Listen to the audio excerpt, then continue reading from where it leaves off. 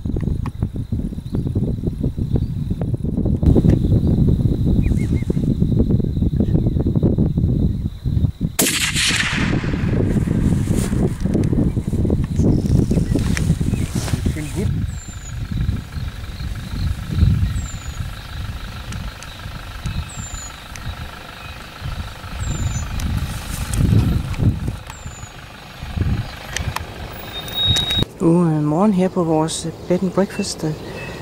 Vi kan høre havet, der bruser i baggrunden. Det er ikke fordi der er måske nok 2-3 kilometer ned til vandet, men det er meget voldsomt lyd her.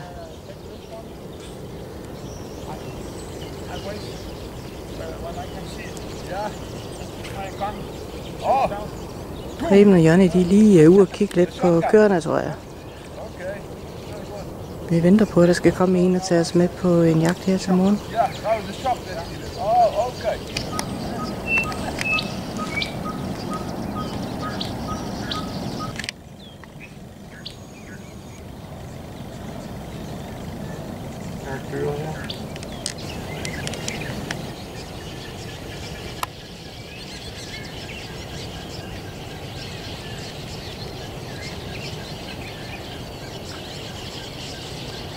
Jeg tror, det er det, de kalder næsehornsfugle. Hornbills.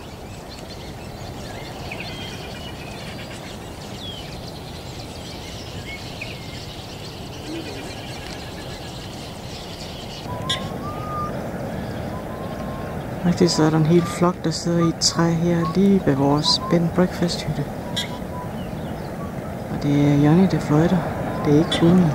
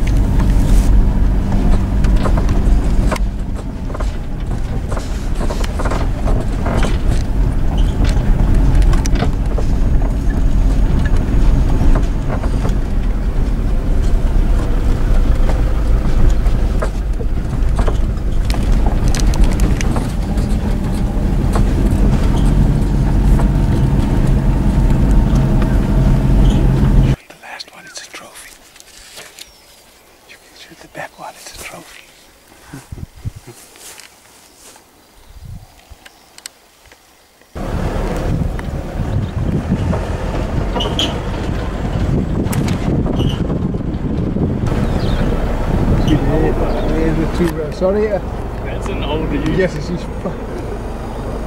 see there the two rams stand make like this. Maybe to the left.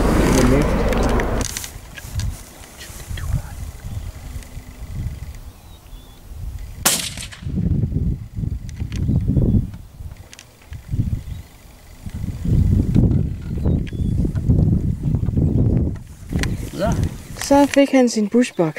Yeah, he said I was sure. Yeah, he couldn't see the one horn the way it was standing. It was a little shorter than the other one. Well done for him. Det er godt, vi har folk til det hårde arbejde her. Yeah, exactly on the right line. Okay, let's take some pictures. Wait a long time because No. when it took his head up, he could see us. Yes, yeah, and look, the wind is coming a little wrong, you see. Skal So lige it's just lægges an like til that. fotograferingen. Then he's Jeg ved ikke, om gone. jeg fik det med før, men den er over 10 år gammel, og den er skudt på 80 meter, og efter skud så løb den cirka en 35 meter. Jeg har set lidt på hornene på grund af, at den er så gammel, og den har været oppe at slås, så ørerne de er delvis afsluttet.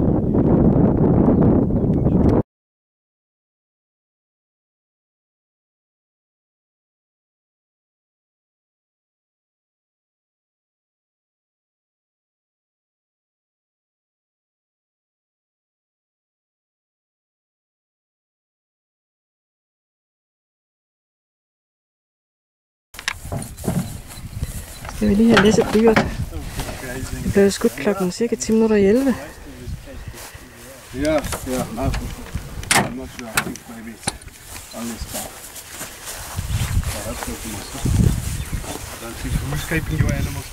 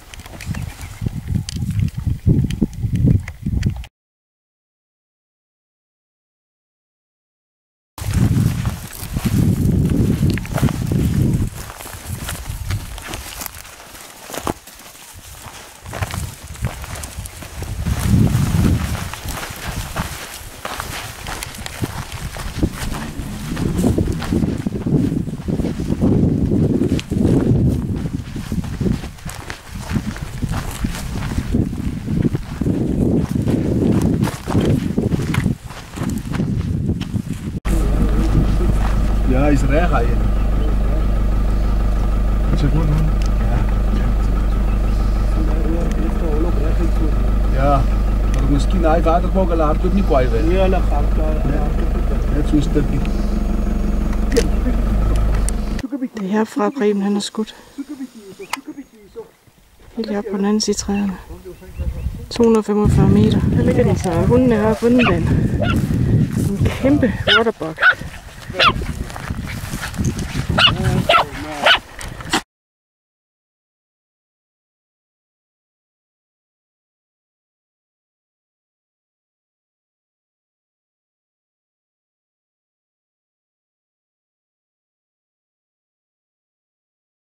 Preben blev lidt tørstig efter den her seance. Vi er gået ned op fra bjerget der over en masse sten. Og waterbuggen her, den er skudt 10 minutter i 11 på 245 meter, og det er en kæmpe monster. Guldmedalje, siger Preben, så det må vi jo tro på. Nu skal vi have den læsset på bilen, så vi kan få den med hjem. Bag på sådan en waterbug her, så kan man se, at den har en hvid ring på rumpen. Og historien går på, at det var fordi, det var det første dyr, der kom ombord på Noahs Ark. Og den havde ikke set, at toiletbrættet, det var nymalet. Så den satte sig ned, og det er derfor, at den har en hvid ring. Et heldig har sådan et spil til at trække den op med, for den er vist nok temmelig tung.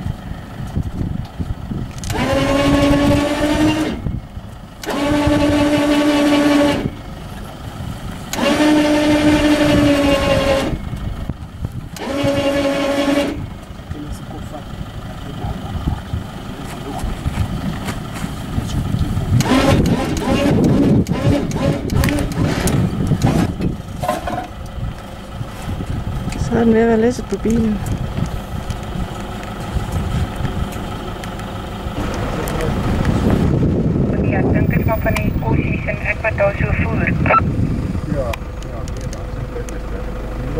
Og rijdt dan praten we later over. Of niet vanaf die camera van de wal.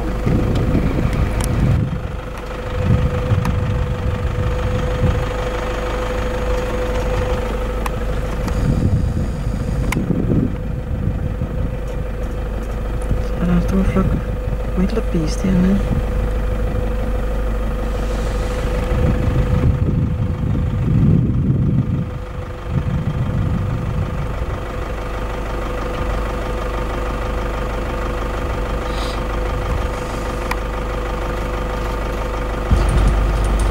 Nogle kæmpe områder her med afrikansk savanne.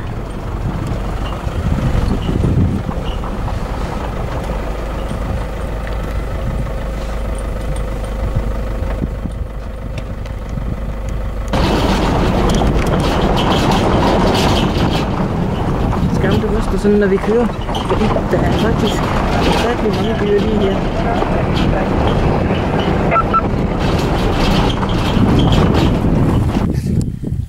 Så skal han lige lægges an til fotografering igen, så han kan få nogle gode billeder til at lægge på internettet og på Facebook. Han er 8-9 år gammel, tror jeg. Eller rettere sagt, det er noget, han ved. Så nu skal den lige lægges med ind, så der ikke er nogen græstop. Så er vores tracker og skinner i gang med at tage skinnet af.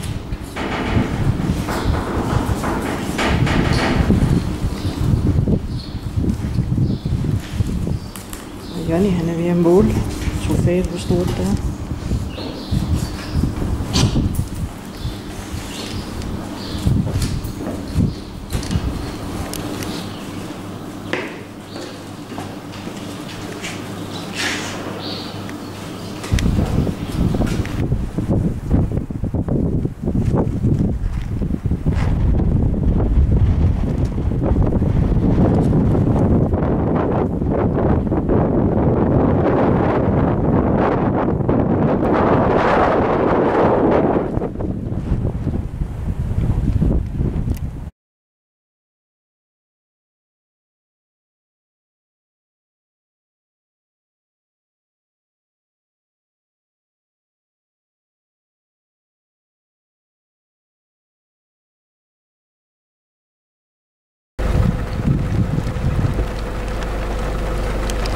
see the one in the bush, but it was suddenly walking or stand next to it. Oi, jy skryf maar wat nou van James, want ek meen, dus nou reen kan jou volk nie eers nou die volksreis sal gaan haal nie. Dan moet je stoppen, vragen of je niet weer kan komen. Oi.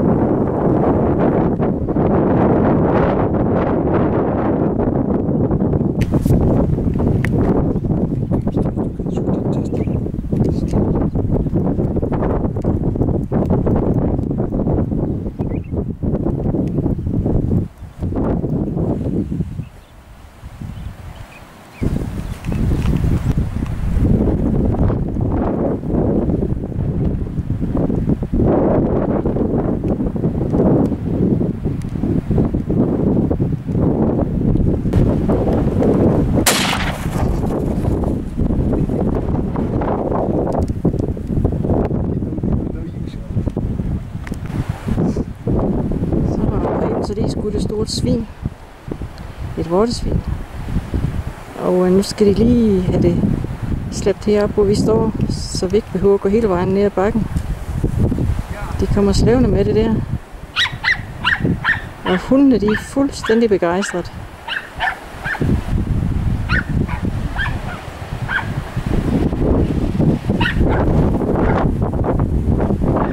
Det er ikke let at slæve det herop, fordi der er mange store sten, de skal have det op over, og mange små sten, som man kan falde over, når man går. Og så blæser det som en i helvede.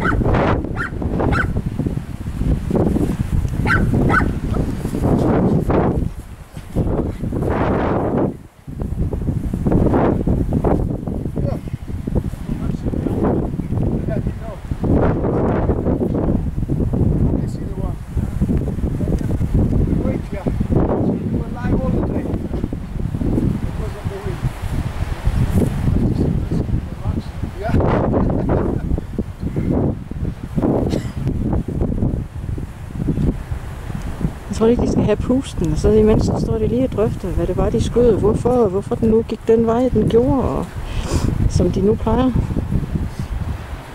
Ja, nu kommer de slævende igen.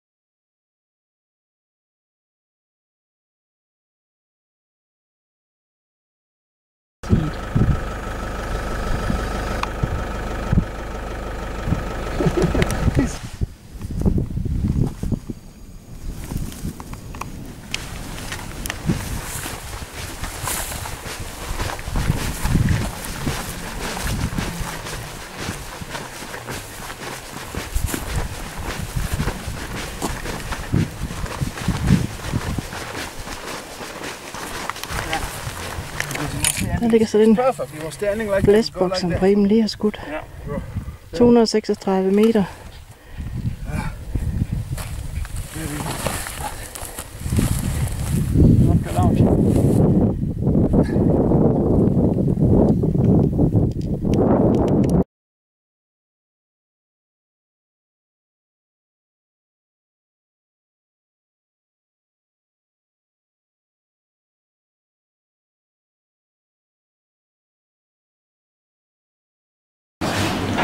så hænger Prebens svin fra i går.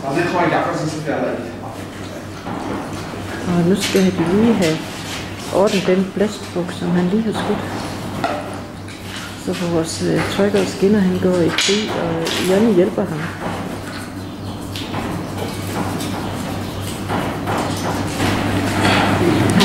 Flæskætten her, den er skudt cirka 20 minutter i 11. Og Janne siger så, at det er en guldmedalje. Det er en meget flot gammel han.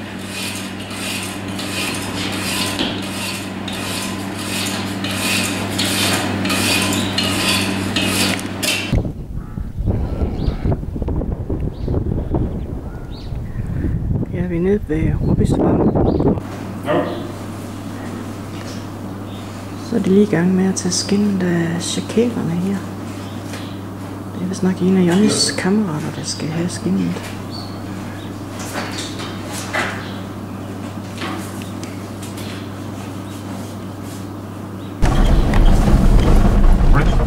Det har vi vist, ja.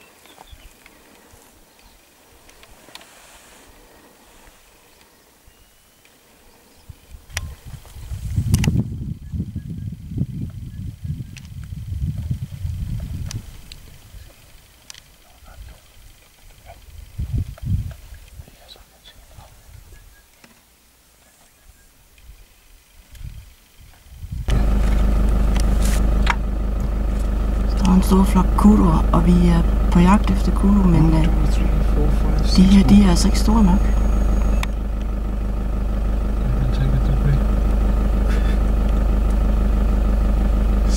De står og kigger lige over på os, de har altså fået øje på os. I tell you the year.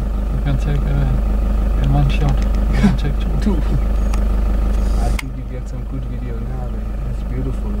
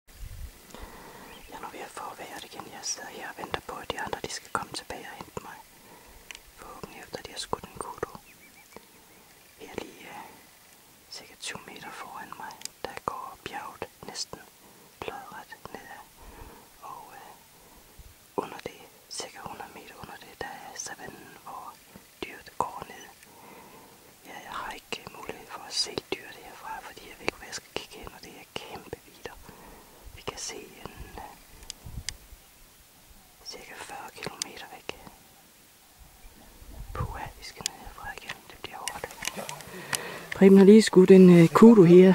Ned på savannen må det vel være.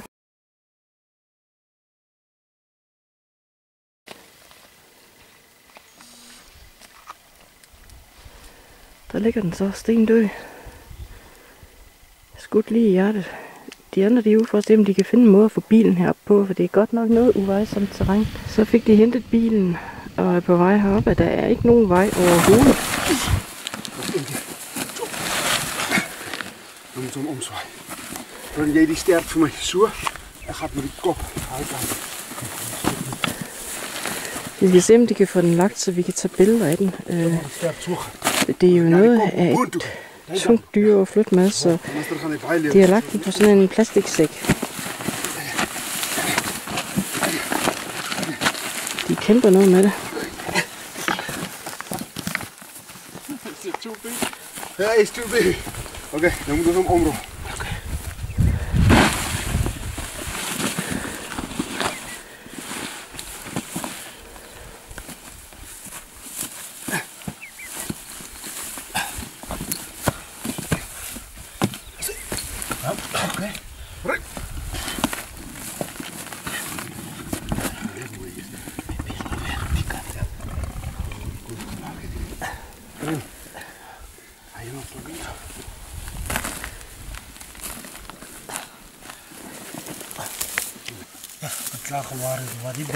Ja, er det dog de laver? De plukker sig med en græs. De skal fjerne noget af de der lange græs foran, så vi kan tage et ordentligt billede af det, så at vi ikke har alle de der græsklotter til at forstyrre det.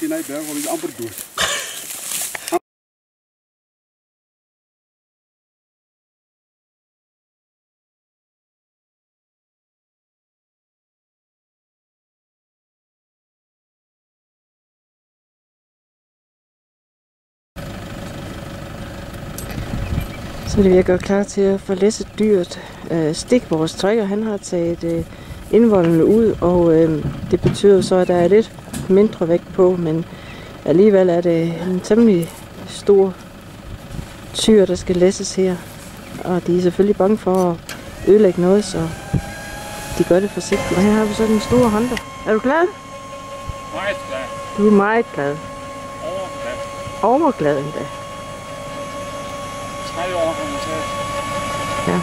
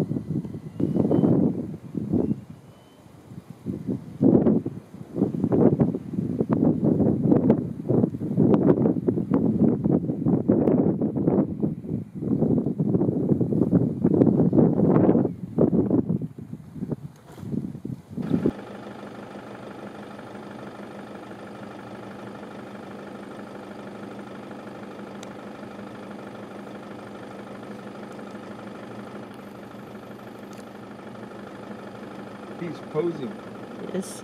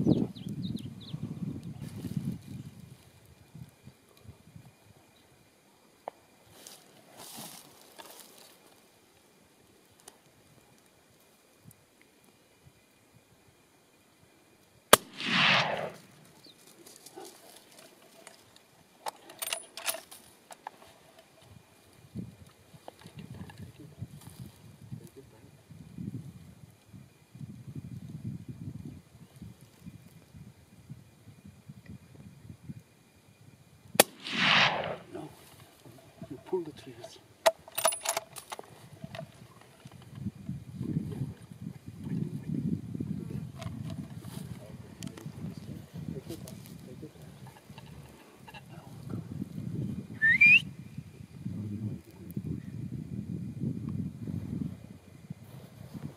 Oh, there the dog goes already. We think he hit it. Okay.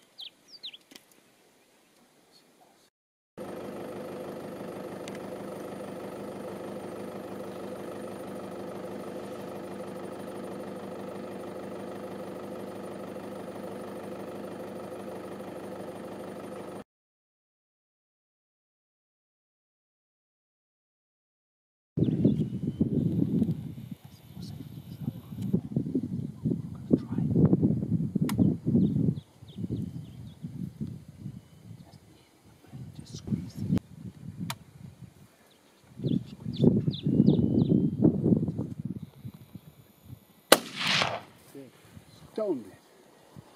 Boom. I tell you can do it there. Stoned it. Well done, Stone. The group is never more than 8 or 10. Der er så den mountain Most of the time only one male. Reebok, som Preben har skudt. Den er højt op på et bjerg her, cirka 150 meter op.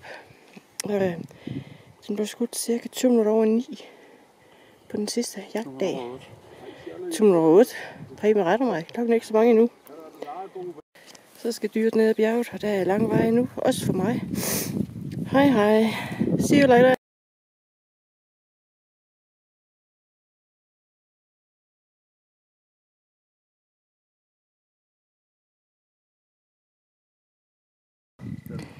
Det er så det her lille bjerg, vi lige har bestedt, og jeg kan godt sige, at det er skide stejlt.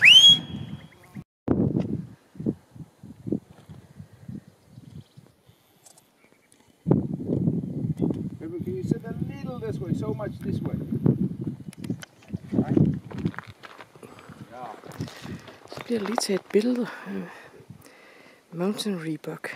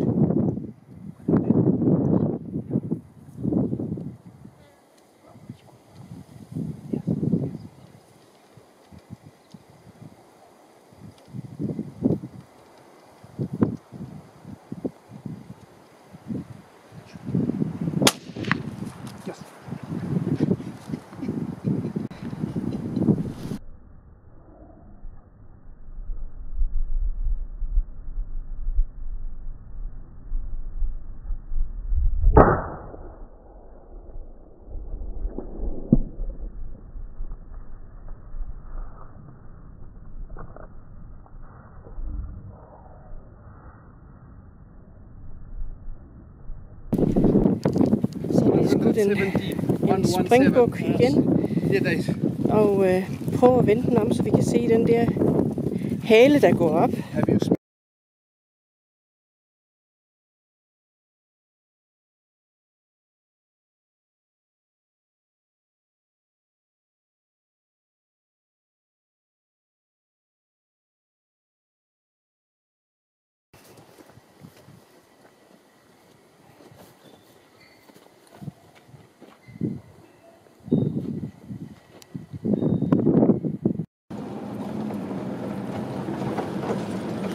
the big bull running here? Yeah. You see him in the middle here? Yeah. You can see the way he runs. He's an old bull. It's black. Yeah, he's black also, yeah. Also, here's another one here. Yeah.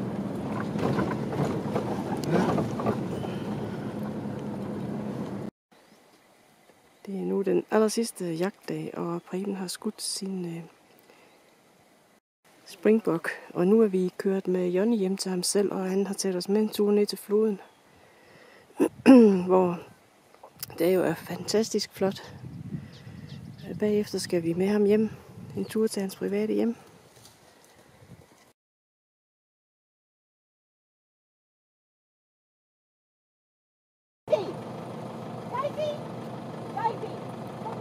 Nu har vi let efter kuduer i jeg ved ikke hvor lang tid. Og så er der 4 kæmper her. Lige ved vejen, hvor vi kommer kørende. Vi har været ude. Long little bike is full.